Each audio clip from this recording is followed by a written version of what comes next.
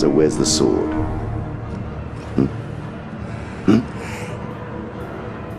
Describing Heavenly Sword is like describing a summer movie. It's action-packed, there's some great performances from the actors, top-notch presentation, and it's non-stop action from start to finish. Unfortunately, like a summer movie, it's really short. You can finish the game in just over 6 hours. So while it's a great ride, it's a short one.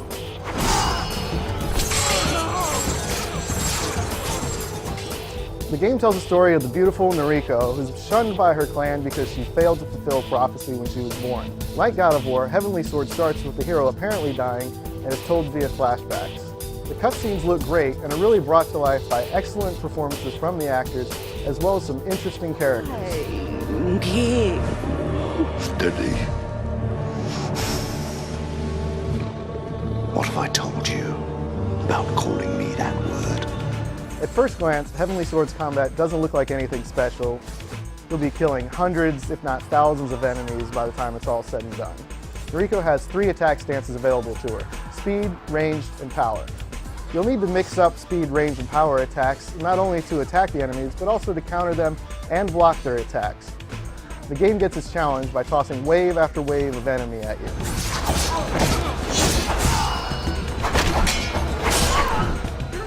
As you progress through the game, you'll earn more combos, and performing combos gives you access to new moves, as well as bonus features like making of footage and character artwork. Other than the somewhat cheap bosses with their seemingly endless life meters, the game's not super challenging, but you're forced to use the different stances and combos, so you're not just hitting the same buttons over and over again. Also keeping things fresh is the game's second playable character, the bizarre yet lovable Kai. She can't attack from up close, so her idea of fun is shooting enemies from across the screen. The twist here is the game's use of motion controls. Once you've fired the arrow, things go to slow motion, and by tilting the controller left or right or forward or back, you can control it and shoot the guys in the head, the groin, the arm. Shooting dudes in the head with an arrow is always fun.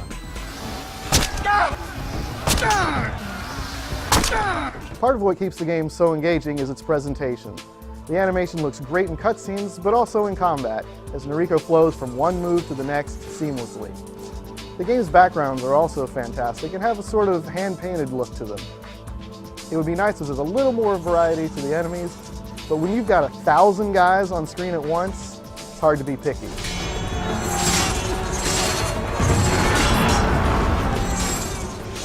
From the time you start playing to the moment the credits roll, Heavenly Sword is a blast. The combat's exciting, the presentation is great, and there's some nice performances from the game's actors. The game's biggest problem is its length, or lack thereof. It can be beaten in about 6.5 hours. But if you've got $60 to spend on an afternoon's worth of entertainment, you'll have a great time with this game.